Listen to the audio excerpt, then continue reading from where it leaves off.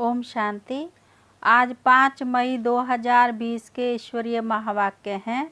मीठे बच्चे, तुम्हारा लव एक बाप से है, क्योंकि तुम्हें बेहद का वर्षा मिलता है। तुम प्यार से कहते हो मेरा बाबा। प्रश्न है, किसी भी देहधारी मनुष्य के बोल की भेंट बाप से नहीं की जा सकती है। क्यों? उत्तर है, क्योंकि बाप का एक एक बोल महावाक्य है। जिन महावाक्यों को सुनने वाले महान अर्थात पुरुषोत्तम बन जाते हैं। बाप के महावाक्य गुलगुल अर्थात फूल बना देते हैं। मनुष्य के बोल महावाक्य नहीं, उनसे तो और ही नीचे गिरते आए हैं। गीत है, बदल जाए दुनिया। ओम शांति। गीत की पहली लाइन में कुछ अर्थ है, बाकी सारा गीत कोई काम का नहीं है। जैसे गीता में भगवान वाच मन मना भव, मध्याजी भव, यह अक्षर ठीक है। इसको कहा जाता है आटे में नमक। अब भगवान किसको कहा जाता है, यह तो बच्चे अच्छी रीति जान गए हैं। भगवान शिव बाबा को कहा जाता है। शिव बाबा आकर शिवालय रचते हैं। आते कहाँ हैं? वैशाल्य में। खुद आकर कहते हैं, हे मीठे मीठे लाडले सिकी लधे रूहानी बच्चों। सुनते तो आत्मा है ना, जानते हो हम आत्मा अविनाशी हैं, यह देह विनाशी है। हम आत्मा अब अपने परम पिता परमात्मा से महावाक्य सुन रहे हैं। महावाक्य एक परम पिता परमात्मा के ही हैं, जो महान पुरुष पुरुषोत्तम बनाते हैं। बाकी जो भी महात्माएं गुरु आदि हैं, उनके कोई महावाक्य नहीं है। शिवो हम जो कहते हैं वह भी सही वाक्य है नहीं। अभी तुम बाप से महावाक्य सुन सुनकर गुलगुल बनते हो। कांटे और फूल में कितना फर्क है, अभी तुम बच्चे जानते हो। हमको कोई मनुष्य नहीं सुनाते हैं। इस पर शिव बाबा विराजमान है, वह भी आत्मा ही है, परंतु उनको कहा जाता है परम आत्मा। अभी पतित आत्माएं कहती हैं, हे परम आत्मा आओ, आकर हमको पावन बनाओ। वह है ही परम पिता, परम बनाने वाला। तुम पुरुषोत्तम अर्थात सब पुरुषों में उत्तम पुरुष बनते हो, वह हैं देवताएं। परम पिता अक्षर बहुत मीठा है, सर्वव्यापी कह देते हैं, तो मीठापन आता नहीं। तुम्हारे में भी बहुत थोड़े हैं जो प्यार से अंदर याद करते हैं। वह स्त्री पुरुष तो एक दो को स्थूल में याद करते हैं। यह है आत्माओं को परमात्मा को याद करना बहुत प्यार से। भक्ति मार्ग में इतना प्यार से पूजा नहीं कर सकते, वह लव नहीं रहता। जानते ही नहीं तो लव कैसे हो? अभी तुम बच्चों का बहुत लव है। आत्मा कहती है मेरा बाबा। आत्माएं भाई भाई है ना, हर एक भाई कहते हैं बाबा ने हमको अपना परिचय दिया है, परंतु वह लव नहीं कहा जाता है। जिससे कुछ मिलता है उसमें लव रहता है। बाप में बच्चों का लव रहता है, क्योंकि बाप से वर्षा मिलता है। जितना जास्ती वर्षा उतना बच्चे का जास्ती लव रहेगा। अगर बाप के पास कुछ भी प्रॉपर्टी है नहीं, दादे के पास है, तो फिर बाप में इतना लव नहीं रहेगा। फिर दादे से लव हो जाएगा, समझेंगे इससे पैसा मिलेगा। अभी तो है बेहद का बाप।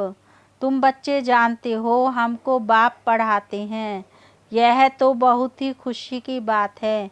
भगवान हमारा बाप है। जिस रचता बाप को कोई भी नहीं जानते हैं, ना जानने के कारण फिर अपने को बाप कह देते हैं। जैसे बच्चे से पूछो तुम्हारा बाप कौन, आखिरी कह देते हैं हम। अभी तुम बच्चे जानते हो उन सब बापों का बाप है जरूर। हमको जो अभी बेहद का बाप मिला है, उनका कोई बाप है नहीं। यह है ऊंच से ऊंच बाप। तो बच्चों के अंदर में खुशी रहनी चाहिए। उन यात्राओं पर जाते हैं तो वहाँ इतनी खुशी नहीं रहेगी, क्योंकि प्राप्ति कुछ है नहीं, सिर्फ दर्शन करने जाते हैं। मुफ्त में कितने धक्के खाते हैं। एक तो यह टिप्पण घिसी और दूसरा फिर पैसे की टिप्पण घिसती। पैसे बहुत खर्च करते, प्राप्ति कुछ नहीं।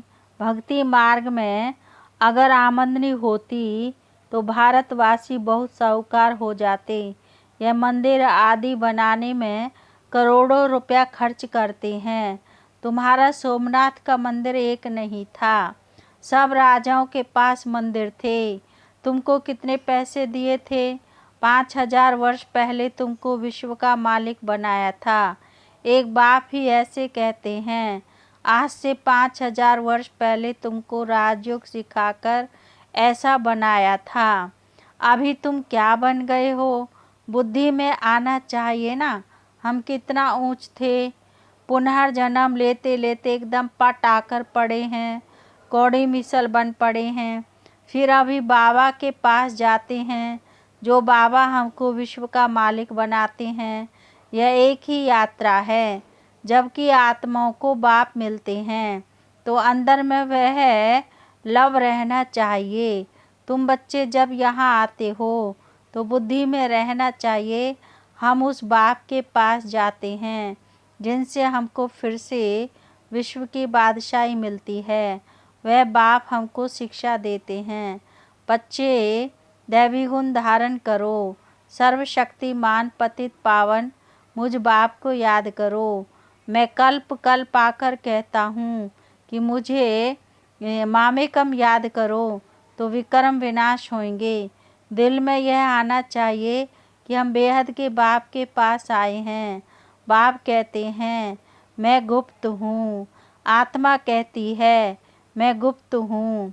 तुम समझते हो हम जाते हैं शिव बाबा के पास, ब्रह्मा दादा के पास, जो कंबाइंड है उनसे हम मिलने जाते हैं, जिससे हम विश्व के मालिक बनते हैं। अंदर में कितनी बेहद खुशी होनी चाहिए। जब मधुबन में आने के लिए अपने घर से निकलते हो तो अंदर में गदगद होना चाहिए। बाप हमको पढ़ाने के लिए आया है, हमको दैवी गुण धारण करने की युक्ति बताते हैं। घर से निकलते समय ही अंदर में यह खुशी रहनी चाहिए। जैसे कन्या पति के साथ मिलती है तो जेवर आदि पहनती है तो मुखड़ा ही खिल जाता है। वह मुखड़ा खिलता है दुख पाने के लिए, तुम्हारा मुखड़ा खिलता है सदा सुख पाने के लिए। तो ऐसे बाप के पास आने समय कितनी खुशी होनी चाहिए। अभी हमको बेहद का बाप मिला है। सतयुग में जाएंगे फिर डिग्री कम हो जाएगी। अभी तो तुम ब्राह्मण ईश्वरीय संतान हो। भगवान बैठ पढ़ाते हैं, वह हमारा बाप भी है, टीचर भी है। पढ़ाते हैं फिर पावन बनाकर साथ में भी ले जाएंगे। हम आत्मा अब इस छीछी रावण राज्य से छूटते हैं। अंदर में अथाह खुशी होनी चाहिए। जबकि बाप विश्व का मालिक बनाते हैं तो पढ़ाई कितनी अच्छी रीति पढ़नी चाहिए। स्टूडेंट अच्छी रीति पढ़ते हैं तो अच्छे मार्क्स से पास होते हैं। बच्चे कहते हैं बाबा हम तो श्री नारायण बनेंगे। यह है ही सत्यनारायण की कथा, अर्थात नर से नारायण बनने की कथा। वह झूठी कथाएं जन्म जन्मांतर सुनते आए हो। अभी बाप से एक ही बार तुम सच्ची सच्ची कथा सुनते हो। वह फिर भक्ति मार्ग में चला आता है। जैसे शिव बाबा ने जन्म लिया, उसके फिर वर्ष वर्ष जयंती मनाते आए हैं। वह कब आया क्या किया कुछ भी नहीं जानते। अच्छा कृष्ण जयंती मनाते हैं, वह भी कब आया कैसे आया कुछ भी पता नहीं है। कहते हैं कंसपुरी में आता है, अब वह पति दुनिया में कैसे जन्म लेगा। बच्चों को कितनी खुशी होनी चाहिए। हम बेहद के बाप के पास जाते हैं, अनुभव भी सुनाते हैं ना। हमको फलाने द्वारा तीर लगा, बाबा आए हैं। बस उस दिन से लेकर हम बाप को ही याद करते हैं। यह है तुम्हारी बड़े ते बड़े बाप के पास आने की यात्रा। बाबा तो चैतन्य है, बच्चों के पास जाते भी हैं, वह हैं जड़ यात्राएं। यहाँ तो बाप चैतन्य है। जैसे हम आत्मा बोलती हैं, वैसे वह परमात्मा बाप भी बोलते हैं शरीर द्वारा। यह पढ़ाई है। भविष्य 21 जन्म शरीर निर्वाह के लिए, वह है सिर्फ इस जन्म के लिए। अब कौन सी पढ़ाई पढ़नी चाहिए, वह कौन सा धंधा करना चाहिए? बाप कहते हैं दोनों करो।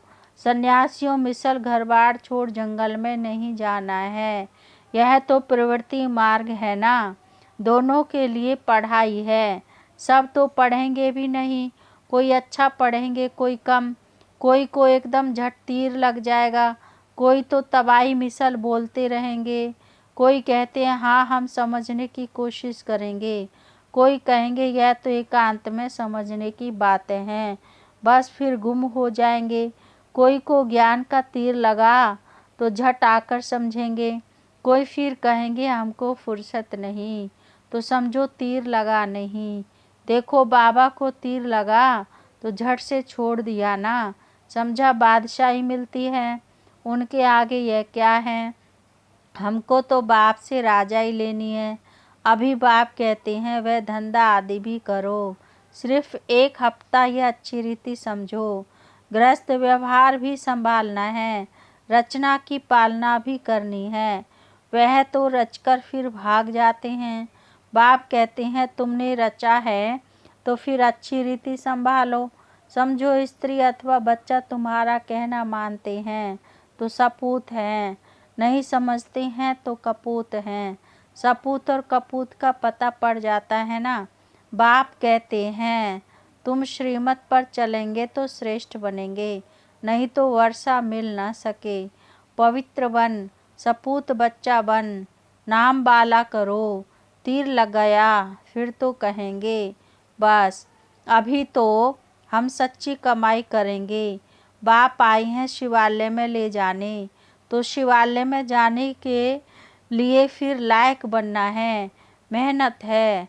बोलो अब शिव बाबा को याद करो। मौत सामने खड़ा है, कल्याण तो उनका भी करना है ना। बोलो अब याद करो तो विकर्म विनाश होंगे। तुम बच्चियों का फर्ज है पियर घर और ससुर घर का उद्धार करना। जबकि तुम्हें बुलावा होता है तो तुम्हारा फर्ज है उनका कल्याण करना। रहम दिल बनना चाहिए।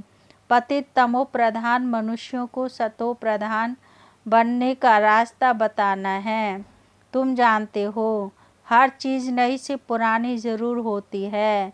नरक में सब पतित आत्माएं हैं, तब तो गंगा में स्नान कर पावन होने जाते हैं।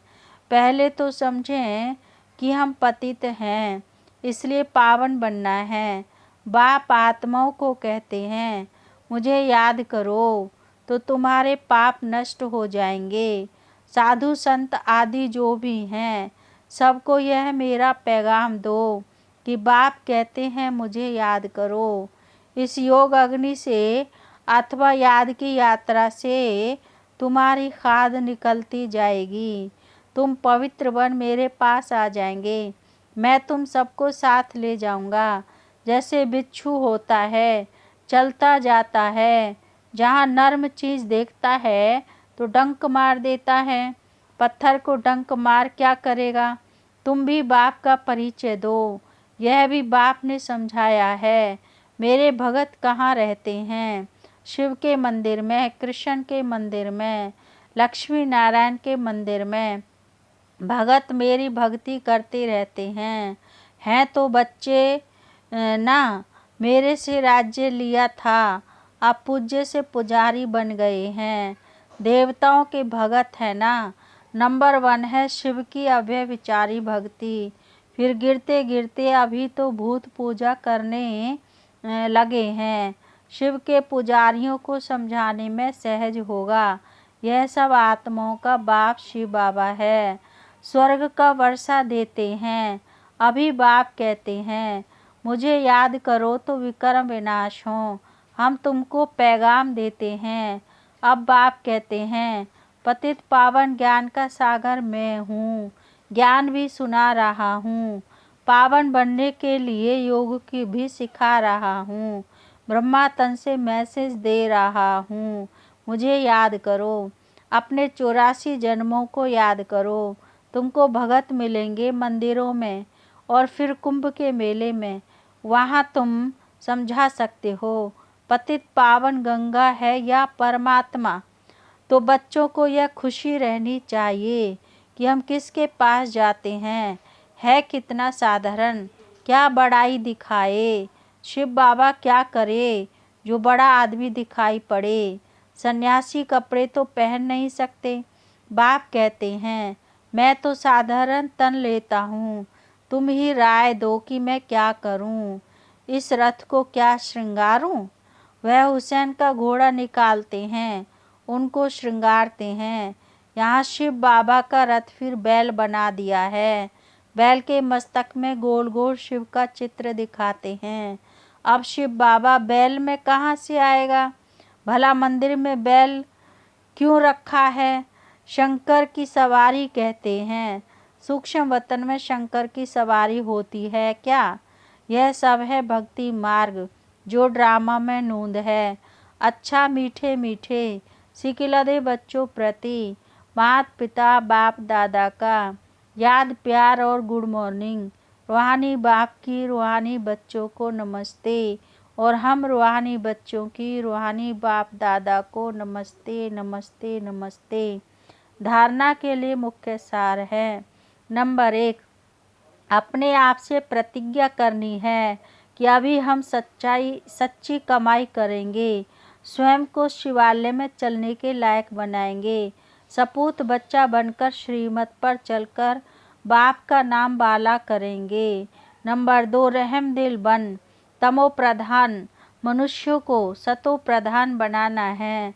सबका कल्याण करना है। मौत के पहले सबको बाप की याद दिलानी है।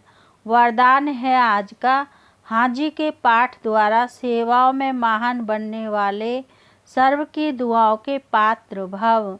डिटेल है, कोई भी सेवा खुशी और उमंग से करते हुए सदा ध्यान रहे कि जो सेवा हो उसमें सर्व की दुआएं प्राप्त हों, क्योंकि जहाँ दुआएं होंगी वहाँ मेहनत नहीं होगी।